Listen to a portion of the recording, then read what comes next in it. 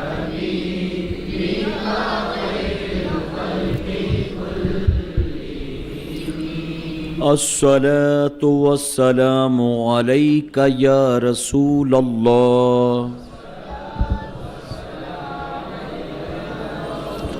الصلاة والسلام عليك يا حبيب الله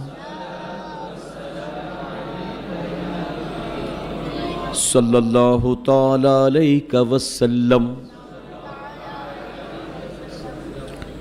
ذکر الہی کے بعد اپنے ہاتھوں کو دعا کے لیے بلند کریں اور اس یقین کے ساتھ مانگیں کہ ہم جو کچھ مانگیں گے میرے رب کے خزانوں میں کوئی کمی نہیں ہے۔ ہم جو مانگیں گے میرا مولا ہمیں وہ ضرور عطا فرمائے گا۔ ہم گناہگار ہیں، وہ ستار ہے، ہم سیاہ کار ہیں، وہ غفار ہے، ہم اس کے بندے ہیں، وہ ہمارا خالق و مالک ہے، وہی زندگی اور موت پر قدرت رکھنے والا ہے، وہی ہمیں عزت و ذلت دینے والا ہے۔ یا الہ العالمین، اے میرے کریم، اے رحمان، اے رحیم، اے ستار و غفار، تیری یہ بندے تیری بارگاہ میں بھیک کے لیے اپنے ہاتھوں کو اٹھائے ہوئے ہیں۔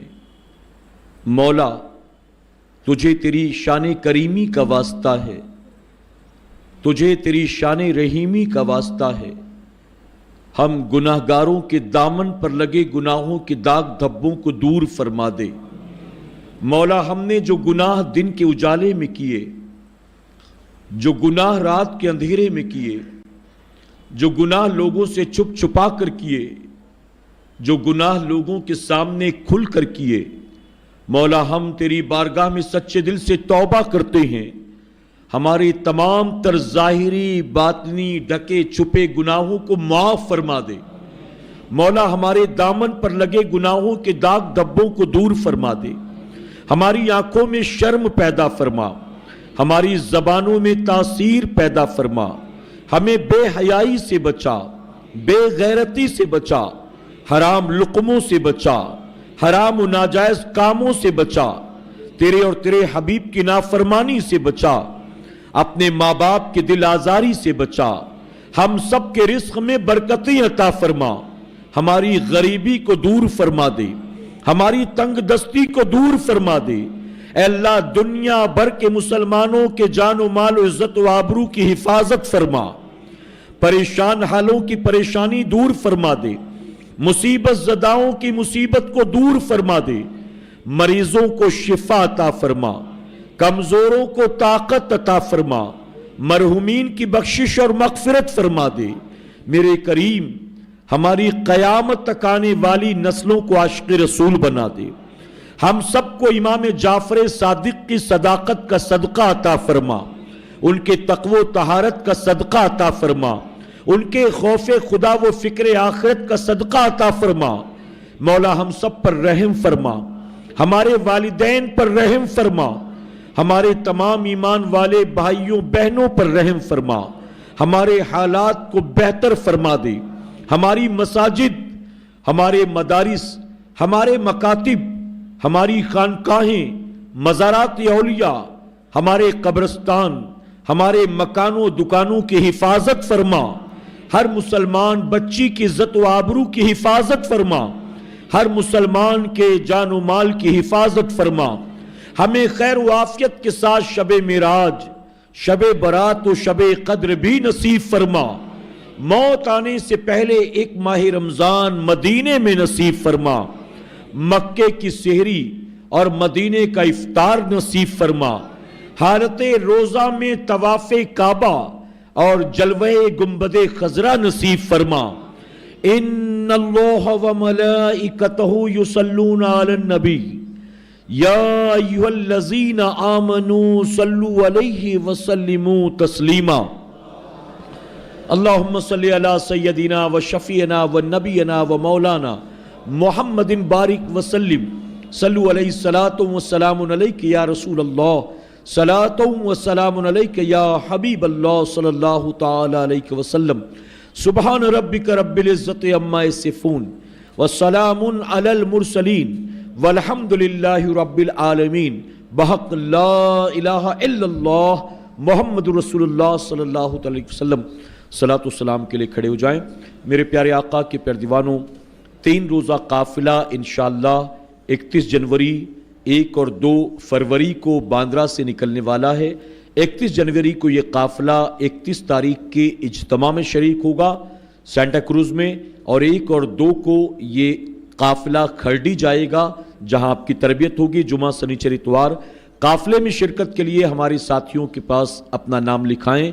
हर शनिचर को मरकज़ पर पाबंदी से आती रहें और दूसरों को भी मरकज़ की दावत ज़रूर देते रहें। दुरूद शरीफ पढ़ने एक मरतबा।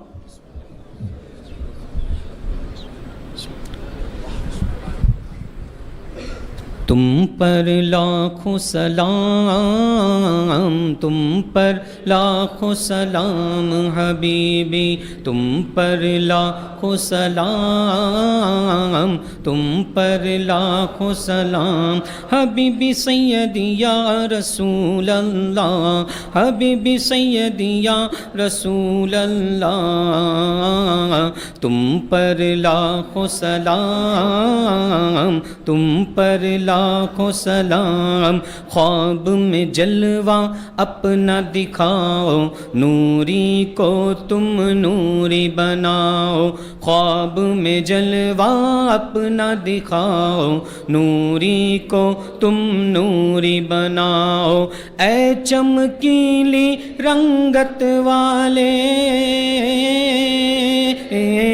ऐ चमकीली रंगत वाले, तुम पर लाखों सलाम, तुम पर लाखों सलाम, तुम पर लाखों सलाम हबीबी, तुम पर लाखों सलाम, तुम पर लाखों सलाम। अस्सलातु वस्सलामु अलैका या रसूलल्लाह, अस्सलातु वस्सलामु अलैका या हबीबल्लाह, अस्सलातु वस्सलामु अलैका या नबी अल्लाह व अला आलिका व सहाबिका या नूर अल्लाह सल्लल्लाहु तआला अलैहि वसल्लम। मेरे प्यारे आका अलैहिस्सलातु तस्लीम के प्यारे दीवानों, कल जो 1 रोज़ा तरबती काफ़िला शाफ़ई मस्जिद डोंगरी चारनल जाने वाला है, उसके लिए भी आप हमारे साथियों से राब्ता कायम करें। ये 1 रोज़ा तरबती कैंप है, 1 रोज़ा तरबती काफ़िला है। आप मुबल्लिगीन से जाते जाते ज़रूर मुकम्मल पता हासिल करते जाएं। कल का भी सेंटा क्रूज़ के इज्तिमा का, 3 रोज़ा काफ़िले का और साथ ही चीता कैंप के इज्तिमा का मुकम्मल पता साथियों से आप हासिल करें। मौला हम सब के इल्म और अमल में खूब बरकतें अता फरमा। हुसूल इल्म के लिए हमें अपने घरों से निकलने की तौफीक अता फरमा। मेरे करीम, हम यहाँ जो हफ्तावारी इज्तिमा में सुनते, सीखते हैं, समझते हैं, उस पर अमल करने और उसे दूसरों में आम करने की तौफीक अता फरमा। हमारे साथी अनीस भाई की वालिदा की तबीयत ख़राब है, मौला उन्हें शिफा अता फरमा। मेरे करीम, तमाम मरीज़ों पर फजल फरमा। आबिदे बीमार के सदक़े सबको सेहत अता फरमा, दराज़ी उम्र बिल खैर अता फरमा। सल्लल्लाहु अला नबील उम्मी व आलिहि व सल्लल्लाहु अलैहि वसल्लम। सलातो व सलामुन अलैका या रसूलल्लाह सल्लल्लाहु तआला अलैहि वसल्लम। सुबहान रब्बिक रब्बिल इज्जति अम्मा यसिफून व सलामुन अलल मुरसलीन वल्हम्दुलिल्लाहि रब्बिल आलमीन बहक़ ला इलाहा इल्लल्लाह मुहम्मदुर रसूलुल्लाह सल्लल्लाहु अलैहि वसल्लम। आप हलकों में थोड़ी देर ज़रूर तशरीफ़ रखें, हलकों में थोड़ी देर ज़रूर तशरीफ़ रखें। अस्सलामु अलैकुम।